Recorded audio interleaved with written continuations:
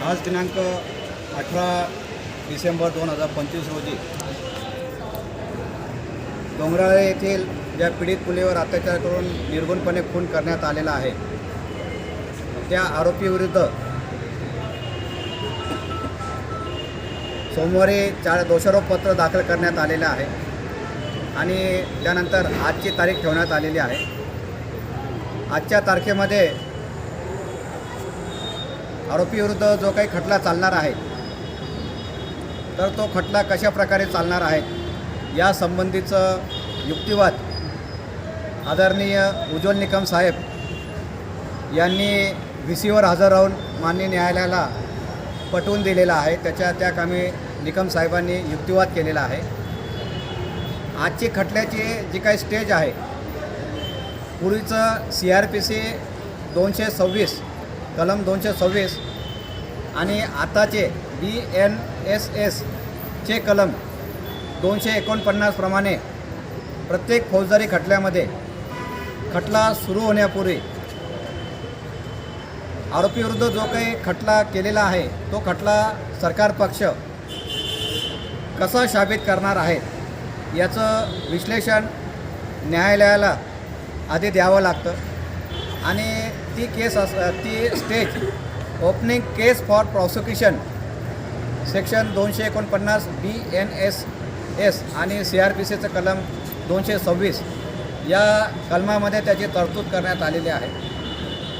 तर आदरणीय निकम साहेब उज्ज्वल निकम साहेब यांनी VCवर हजर राहून माननीय न्यायालयाला सांगितलेलं आहे की आरोपीविरुद्ध हा परिस्थितीजन्य पुरावा आहे आणि आम्ही फॉरेन्सिक एव्हिडन्सने जे आमचे साक्षीदार आहेत त्या साक्षीदारांमार्फत घटनास्थळावर जे काही आम्हाला एव्हिडन्स मिळालेला आहे त्या एव्हिडन्समार्फत आमचे जे काही लास्ट सिनियर साक्षीदार आहेत त्या साक्षीदारांमार्फत आम्ही ह्या आरोपीविरुद्ध असलेला खटला साबित करणार आहेत अशा प्रकारचा युक्तिवाद माननीय निकम साहेब यांनी केलेला आहे।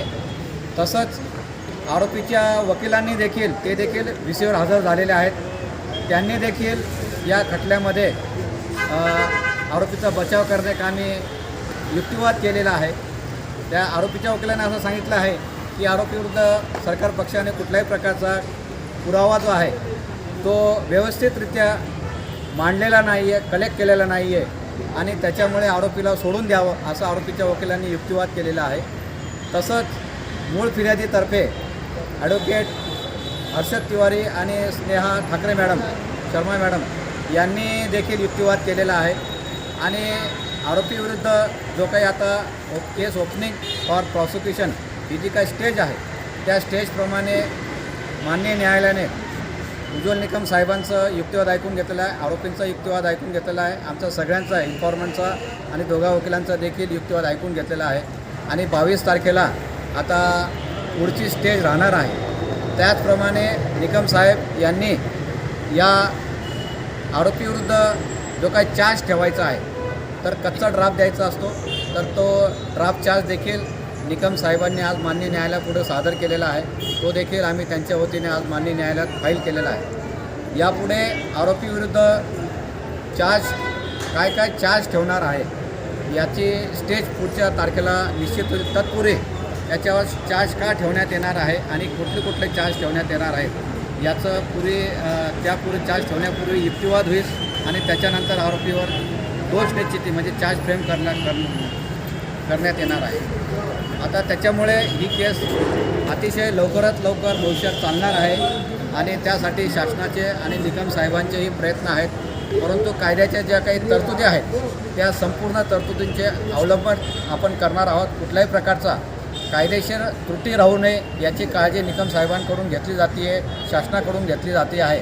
त्याच्यामुळे आरोपीला भविष्यात सुटण्यासाठी कुठल्याही प्रकारचा लॅकुना राहू नये, कुठल्याही प्रकारची लवचिकता राहू नये, उणीव राहू नये याची पुरेपूर काळजी शासनातर्फे घेण्यात येत आहे। तसेच आदरणीय उज्ज्वल निकम साहेब यांच्याकडून देखील घेण्यात येत आहे।